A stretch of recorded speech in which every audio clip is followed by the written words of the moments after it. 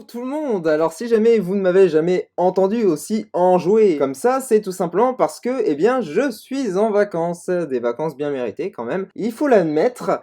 Et comme votre camarade, suite à la mission SCP-035, a pris cher et est parti à l'infirmerie, et qu'il y est toujours d'ailleurs, je ne vais pour l'instant pas vous renvoyer en mission. À la place, je vais vous parler d'un SCP qui a été mentionné et utile pour éliminer les sécrétions de SCP-035. Donc on va parler de SCP-101, qui est un SCP de classe Euclide, dont les procédures de confinement spéciales sont les suivantes. SCP-101 est actuellement stocké dans le sous-sol 0-2 du site 19, dans une boîte inifugée et verrouillée à l'intérieur d'une salle de taille moyenne en béton. La salle est complétée à l'extérieur par un double sas et à l'intérieur par un équipement de sécurité approprié ainsi qu'un équipement contre les dangers biologiques. Seuls les membres du personnel de niveau 3 ont l'autorisation d'accéder à la salle de SCP-101.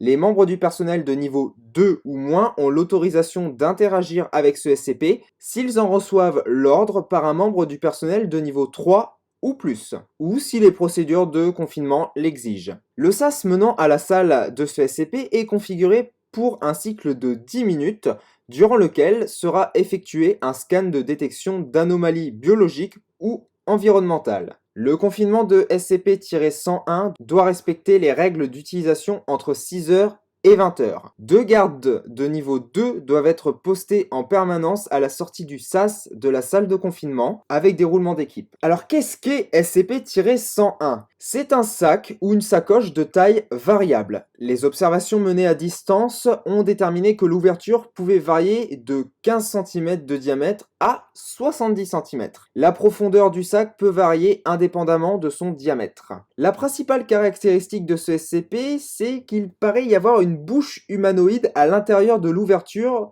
et de 31 cm de profondeur, dont l'écart moyen entre les deux parties de la mâchoire ne tient pas compte de la profondeur du sac. La bouche, large d'environ 10 cm, comporte 32 dents de couleur blanchâtre, de forme identique et de la taille d'une incisive normale. Il a été observé, quoique non mesuré avec précision, que cette bouche contient une langue d'une taille estimée entre 50 cm et 3,5 mètres.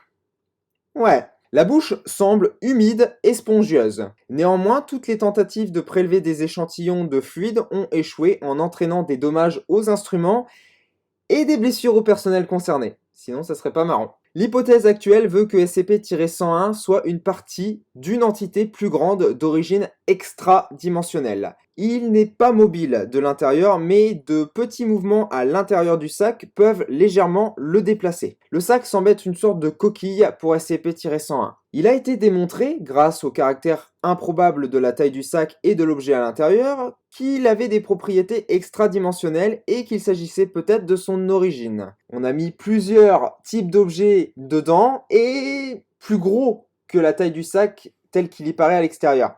Voilà, tout simplement. Et ça rentrait. SCP-101 fait preuve de capacité de polymorphisme, ainsi que d'un niveau de conscience basique.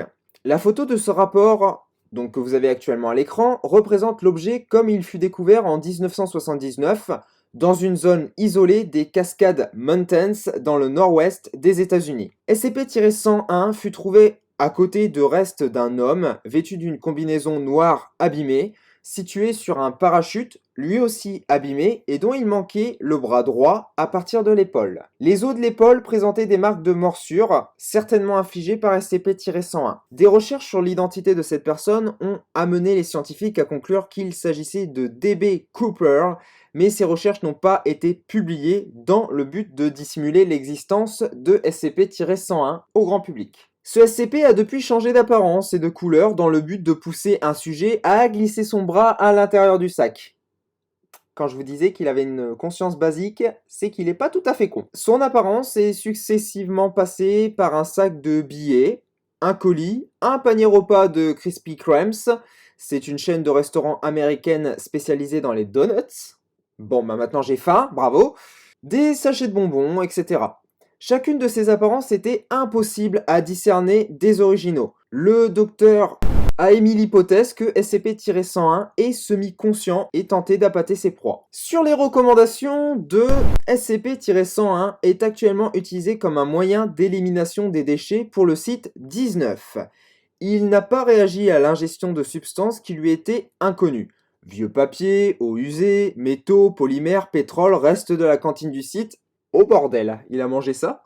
Même moi, j'y arrive pas.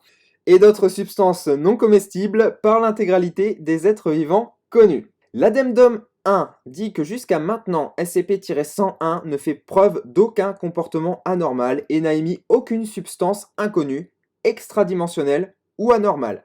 Toutefois, le docteur est persuadé que SCP-101 en produira dans le futur. Comment il le sait, lui?